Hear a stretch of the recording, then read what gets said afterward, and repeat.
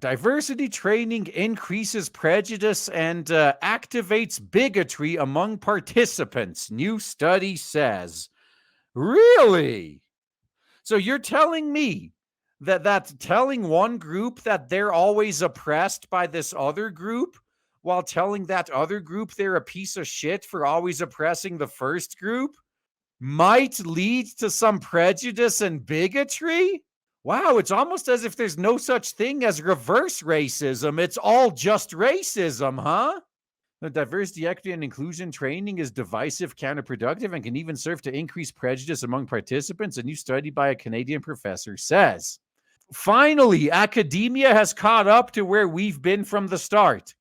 Congratulations, I guess. It only took you like a decade. It's a lot quicker than you usually are. David Haskell released his study for the Aristotle Foundation for Public Policy on February 12th. The social scientist and associate professor at Wilfrid Laurier University says DI training does more harm than good and calls his findings a reality check. Well, you know what the woke do to reality. They ignore it. The growing number of high-profile cases suggest that diversity workshops and their supporting materials regularly promote questionable claims, particularly about the overarching malicious character of the majority population. Similarly, hostility towards those who challenge DI claims is part of the pattern, Haskell wrote. National and international research shows there's often a disconnect between evidence and the claims of DEI advocates. Oh, man. Like the entire soft sciences, all those departments are having this problem right now. There's even a word for it, but I forgot the term for it.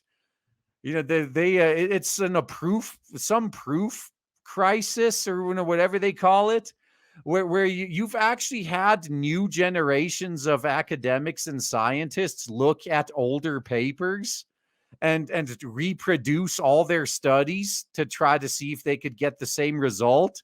And they're having a pretty hard time getting the same results as in these published peer-reviewed studies.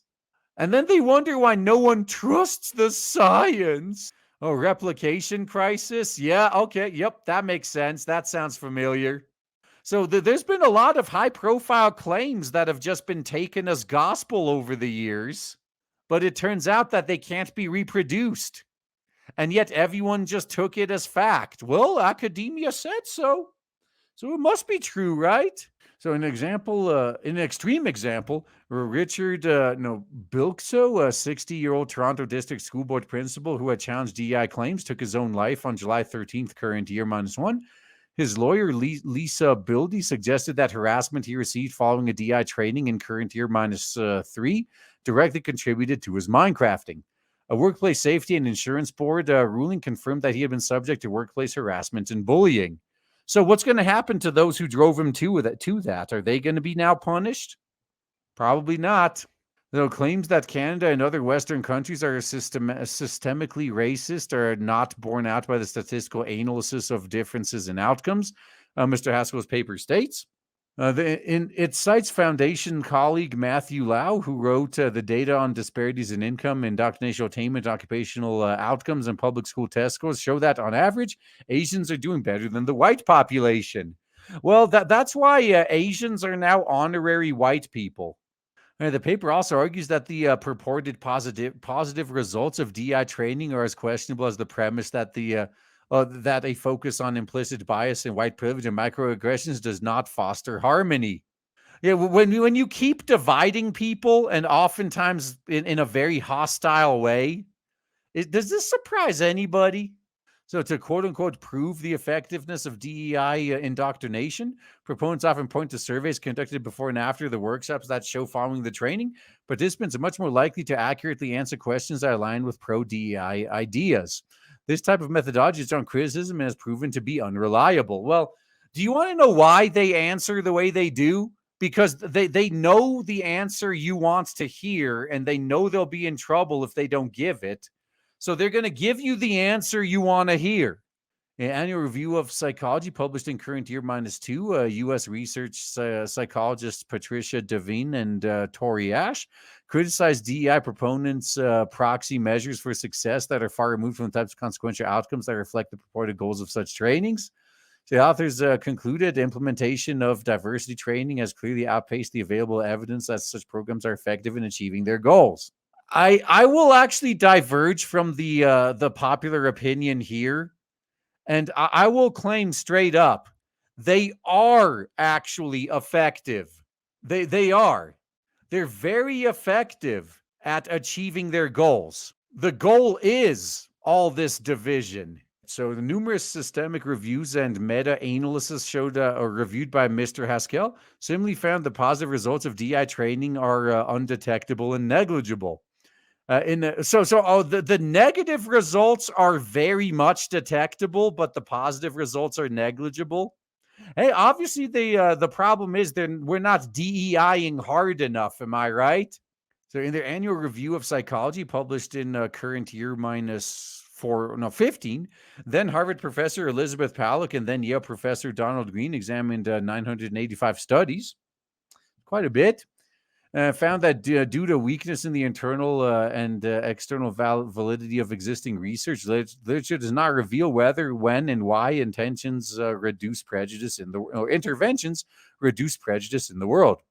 A subsequent meta-analysis by Ms. Palak, Mr. Green, and two other researchers published in Current Year -3 reviewed 418 experiments conducted in over 300 manuscripts from 2007 to 2019 and found that support for DEI as dubious as before.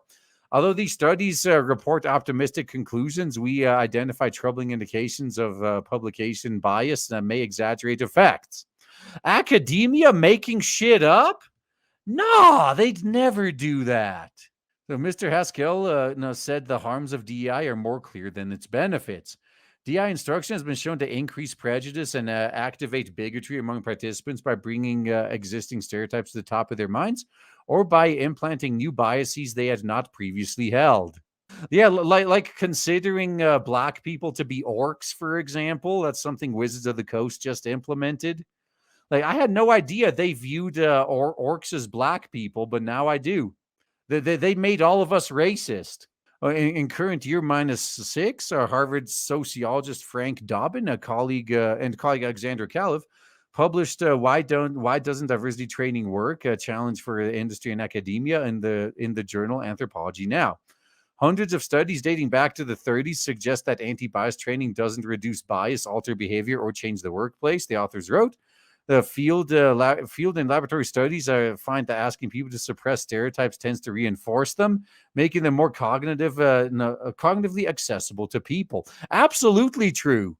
Yeah, imagine if you didn't even know, you weren't even thinking about a stereotype, and then they put it in your head. Oh, you're not allowed to say this because it offends this group for that reason.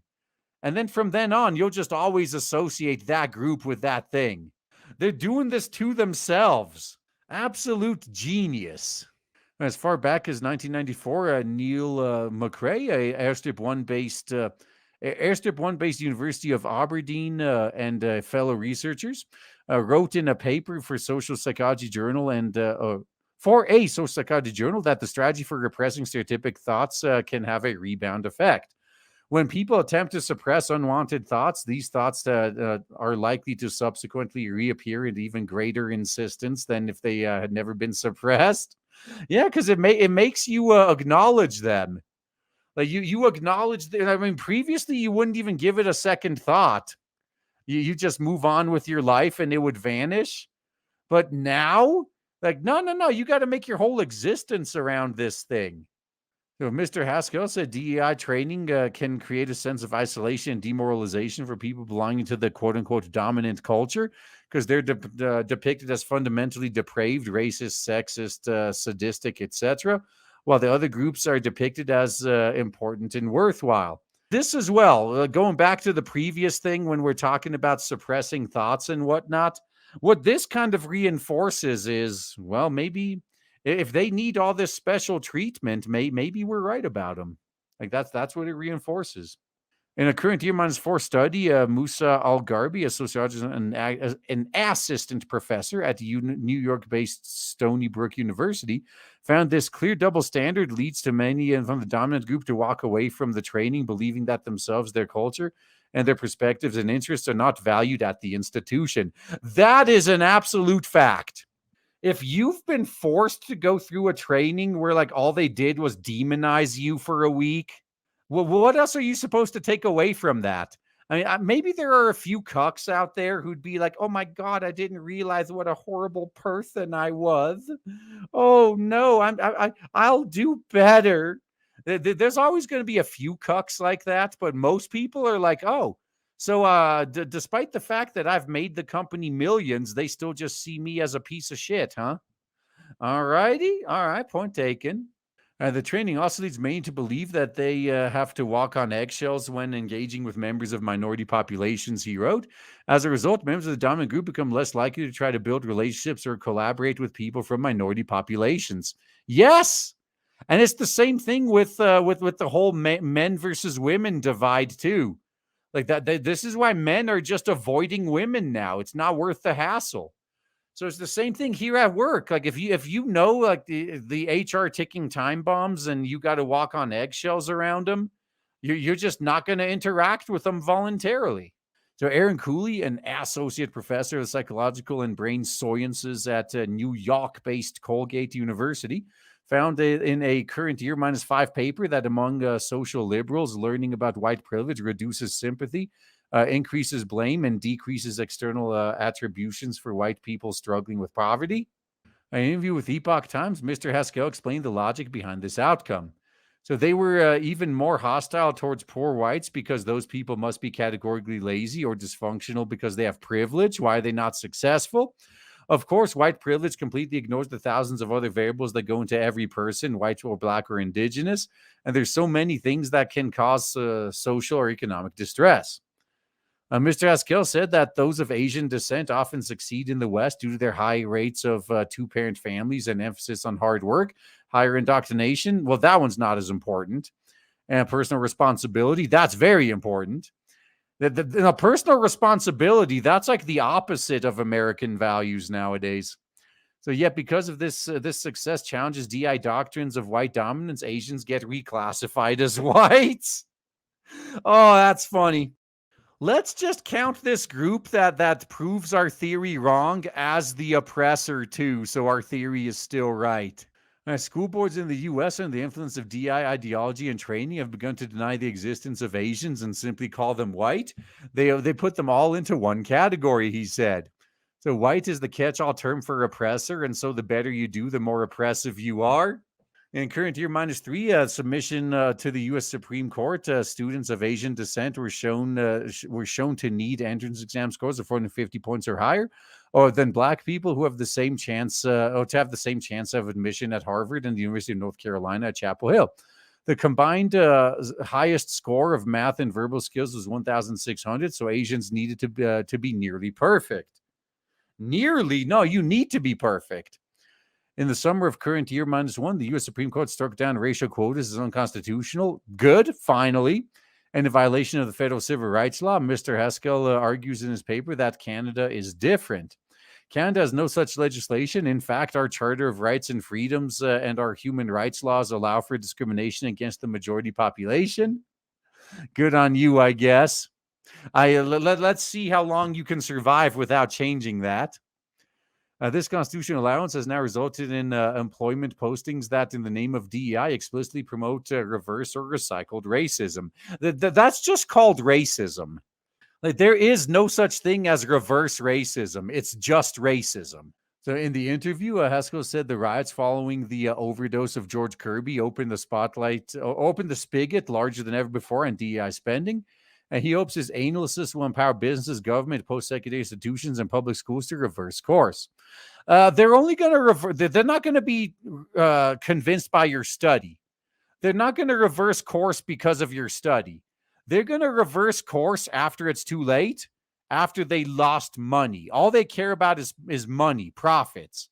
Once they lose enough of that, they're going to reverse course. Except, as we've been seeing for years, they're only going to do it once they lose all their customers who won't be coming back. Then suddenly they're gonna want to give customers what they want. So as Kel said, DEI trainers are well paid to do what they do and may sincerely believe they're doing good work despite the findings of his outlines. I don't actually think so. I think they're in on the grift. However, he believes proponents of the highest level use DI instruction to destroy existing society. Yes, all part of the plan. So they just want to be able to place blame in the absence of evidence. That's what they're doing. And because they know the evidence points to them, so they want to place the blame on someone else. Because otherwise, they're going to be held accountable. They don't want that. So we have a real history in the West of snake oil being passed off as scholarship, and this is just another example of that in a long, long line of con games. And now that everyone knows this, what's anyone going to do about it? That's right, nothing. Absolutely nothing. But those of you who have brains, those of you who know what's going on, the best you can do is just make sure you and yours are taken care of and just be ready to wait it out.